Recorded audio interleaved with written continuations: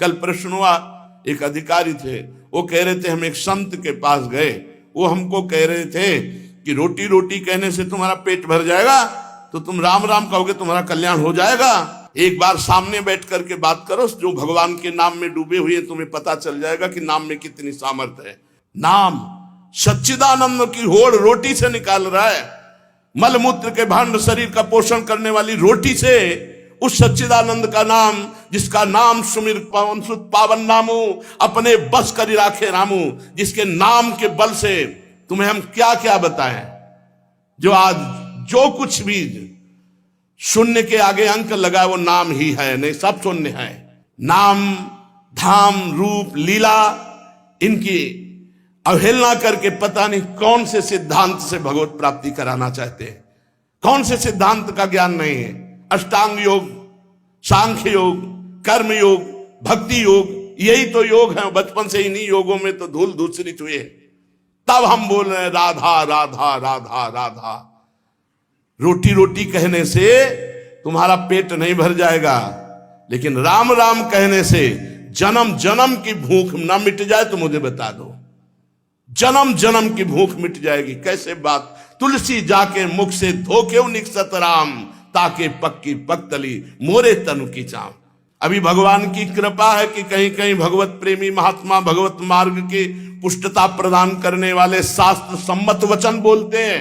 शास्त्र के वाक्य बोलने पर मौन और निराश उदास हताश व्यक्ति के हृदय में भगवत प्राप्ति की लालसा पैदा हो जाए, ताली बजाने की हिम्मत ना हो।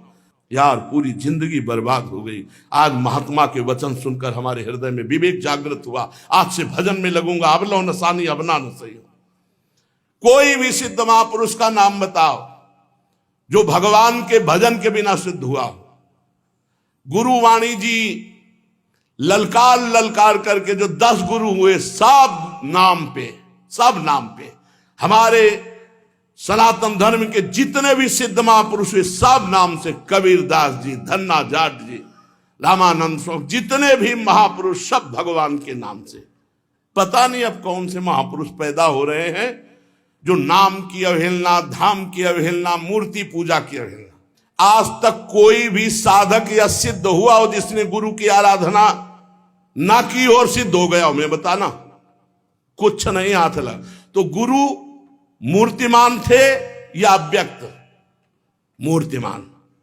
गुरु के वचन साकार थे या निराकार? साकार। गुरु के चरण साकार थे कि निराकार? और जब माथा रगड़ते तो स्थिति निराकार में हो जाती है।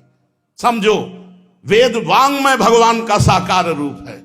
पता नहीं कौन सा आजकल ज्ञान हो रहा है, बेमतलब की न शास्त्र में लिखा है और न कहीं किसी संत से सम्मत है। जिस सभा में भगवान की निंदा हो, भगवान के नाम की निंदा, उठकर खड़ा होकर विरोध करके चल देना चाहिए। ये जब मर के जाएंगे तो एक बार राम उनके लिए भारी पड़ेगा यमराज को निर्णय करने के लिए। परिणाम में होता है एक मन गेहूं आज फेंक दो, कल 50 बोरी निकाल लो तो तुम्हें बहादुर समझे। समय लगता है। अगर निरंतर जपोगे तो इसी जन्म में तुम्हें अनुभव हो जाए। हम कह रहे दूसरे की बात मानने की जरूरत, आप खुद देखो। जब नाम तुम्हारे जीवन में नहीं था तो तुम क्या थे, आज नाम है तुम्हारे जीवन में तो क्या हो, खुद देख लो। दूसरे की कहने की क्या जरूरत है। भक्ति ये छाती प्रमाण है इसका। शास्त्र प्रमाण, संत प्रमाण है तो दूर की बात रही, जाने मोरी छाती प्रमाण है। तो इसलिए बहुत कान संभाल करके ऐसे पाखंडियों के वचन न सुने जाए जो भगवान की अवहेलना करते हैं।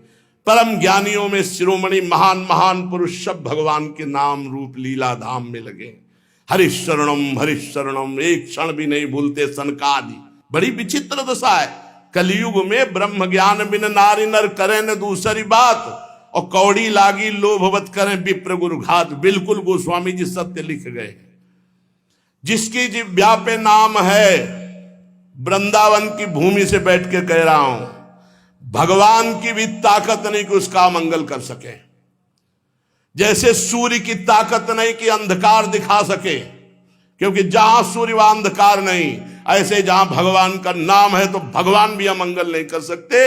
इतने शास्त्रों में उदाहरण बड़े पड़े हैं, और सबसे बड़ा उदाहरण हम और हमारी छाती है। हम किसी के सपोर्ट से नहीं चल रहे, किसी के हम सिखाए या पढ़ाए नहीं चल रहे, नाम भगवान के सपोर्ट से चल रहे हैं, नाम की गर्जना से जी रहे हैं, नाम की गर्जना से दहाड़ रहे हैं। नाम ही हमारा जीवन है। सामने आके बात करे जिसको लगता हो नाम में कितनी ताकत है। नाम ही हमारा जीवन है, नाम ही हमारा सर्वस्व है। हमें कोई गति नहीं चाहिए, बस हमारे हृदय से नाम चलता रहे। बस पूज्य भाई जी हनुमान प्रसाद पोद्दार जी की परम कृपा, उन्होंने ऐसा ठास के नाम भरा। पूज्य गुरुदेव भगवान जो बचपन से लिए उन्होंने नाम भरा। पूज्य हितजू महाराज क्वाहम तो छा परम धमा प्राण हो घर कर्मा यन्नाम स्फुरति महिमा रेश वृंदावनस्य। राधा नाम पूज्य गुरुदेव भगवान, नाम नाम नाम सबका सार नाम। और जो नाम ना पकड़े तो वो अपने जीवन की हाल देख लेना आगे चल के। और नाम पकड़ लिया तो चाहे कामी हो, चाहे क्रोधी हो, चाहे लोभी हो, चाहे मोही हो। भागवत में लिखा है कि पुत्र के बहाने नारायण बुलाया तो भगवान की प्राप्ति हो गई। अहो वत्स पचतो गरीयान जिभ्यागे वर्तते नाम तुभ्यम। वो चांडाल भी श्रेष्ठ है जिसकी जिभ्या पर भगवान का नाम विराजमान है। एक गुरुजी ने कहा चेला को, बहुत दिन से सेवा कर रहा था, क्या चाहिए? गुरुजी जो आप उचित समझो। उसे बहुत गरीब आदमी हूं, आपकी सेवा में लगा। बोले आज वो अमोघ वस्तु देंगे जिसकी समानता त्रिभुवन नहीं कर सकती। जाओ गंगा स्नान करके आओ। गंगा स्नान करके आए। बोले बेटा राम राम राम, किसी से कहना नहीं, बहुत गुप्त चीज, अमूल्य वस्तु। गुरुजी राम राम राम, किसी से कहना नहीं। क्या दिया? चुपचाप अंदर अंदर जपना जी। बाहर गए तो गाय चरा रहे थे लोग। बोले भगत जी राम राम। गुरुजी कह रहे थे बड़ी गुप्त वस्तु है, अमोघ वस्तु, फुसला दिया। ये तो एक चरवाहा बोल रहा है हमसे राम राम, वही गुरुजी ने बोला है राम राम। मतलब ऐसा तो नहीं करना चाहिए इतने बड़े संत को, और हम इतनी सेवा की, हमको फुसला दिया राम राम कह के। दूसरे दिन सेवा में बोले गुरुजी एक बात कहना चाहते। बोले बच्चा बाद में कहना, बहुत जरूरी काम है। वो झोली है, उस झोली में एक वस्तु टंगी है, उसको बेच आओ बाजार में, पर केवल मूल्य भर जानना, बेचना नहीं, खाली वापस आओ, जाओ।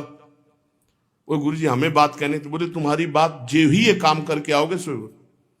ले गए तो एक भाटा आलू गाजर बेच रहा था, उससे कहा ये, उसने देखा चमकता हुआ पत्थर, तो बोले 2 किलो बैंगन ले लो। बोले नहीं लाओ। पेन से लिखा कि सब्जी बेचने वाले ने 2 किलो बैंगन इसकी मूल्य लगाया। अब एक बनिया के पास गया, बोले ये लेंगे आप? उसने कहा चमकता हुआ कोई पत्थर है। कहा 1000 रुपया। बनिया ने 1000 रुपया वापस ला। स्वर्णकार के पास गया, उसने देखा कि है तो हीरा, पर ऐसे गंवार के पास असली हीरा कहां से हो सकता है। उसने कहा 1 लाख रुपए देंगे। 1 लाख रुपए स्वर्णकार ने। और जौहरी के पास गया, जौहरी ने देखा, उसने कहा कि 1 करोड़ रुपया। जौहरी सबसे बड़े जौहरी के पास गया, उसने कहा ईमानदारी के बात बताएं, हमारे यहाँ जितने हीरे सोना चांदी के आभूषण सब ले जाओ तो भी इस हीरे की कीमत नहीं है, इस लोक का है नहीं, ये अमूल्य हीरा है। अमूल्य हीरा सबसे बड़े जौहरी। गुरुजी बेचे आए? आपने कहा तो वापस ले आना, कीमत पता लगाया है। क्या? तो बोले बैंगन बेचने वाला कह रहा था 2 किलो बैंगन ले लो, पूरा सबका बता। बोले बेटा अगर हम ना कहते तो तुम 2 किलो में ये अमूल्य हीरा बेच आते। ए बेटा, जैसे इस हीरे की कीमत कोई बड़ा जौहरी जानता है, ऐसे भगवान नाम की कीमत कोई नाम जापक महापुरुष जानता है। ये संसारी भोग वासनाओं में लिप्त ये थोड़ी नाम की महिमा को जानते हैं। नाम की अपार महिमा है। जितना जो नाम जप करेगा उसके अंदर वो प्रकाशित होगा। कलयुग केवल नाम आधारा, सुमिर सुमिर नर उतरे पारा। मान लो हमारी जो मानना है, नाम कृतयुगे ध्यायते विष्णुम तेतायाम यजते मखई द्वापरे परिचर्यायाम कलौ तद्धरि कीर्तनात्।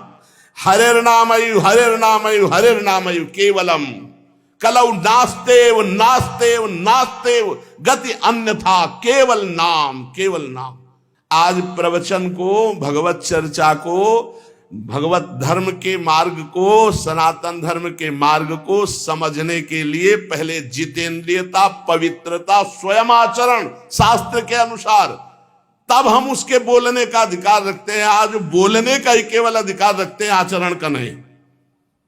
इसीलिए कहते कुछ हैं, मन में कुछ चल रहा है, करते कुछ है, और जो कहा जाए उसी में चला जाए, वही चरित्र हो, आचरण हो, उसे कहते हैं सच्चा मार्ग का पथिक। बिन विवेक वैराग्य भक्ति बिन सत्य नए को मानो, भगवत विमुख कपट चतुराई सो पाखंडे जानो। भगवान के नाम की, अरे कैसे पूरे जीवन की बात कह रहा हूं, एक घंटा 2 घंटा पढ़ लिख करके नहीं बोल रहा हूं, पूरे जीवन की बात कह रहा हूं। आप विचार करके देखो, यदि कोई धर्मात्मा पुरुष धर्म का उपदेश धर्म विरुद्ध देता है तो धर्मात्मा है ही नहीं, शास्त्र विरुद्ध देता है तो है ही नहीं। अरे प्रणव से लेकर भगवान के अनंत नाम हैं, और आज तक कोई महात्मा बिना भगवान के नाम के, या कोई गृहस्थ बिना भगवान के नाम के कोई पदवी प्राप्त किया हो तो हमें बताओ। धर्म विरुद्धता हमारी बुद्धि में वैसे ही है, और धर्म विरुद्ध सपोर्ट मिल जाए तो फिर क्या कहना, मनमानी आचरण करो। इसलिए बहुत सावधान रहिए, अपने कान को संभालिए, जबान को संभालिए, नेत्रों को संभालिए। इन 3 से ही साधना बनती है और बिगड़ती। नेत्र गलत देखेंगे, जबान गलत बोलेगी, कान गलत सुनेंगे तो आपका गलत चिंतन होगा, गलत क्रियाएं होंगी, और आप सत्य सुनोगे तो सत्य भगवान की प्राप्ति कराता है।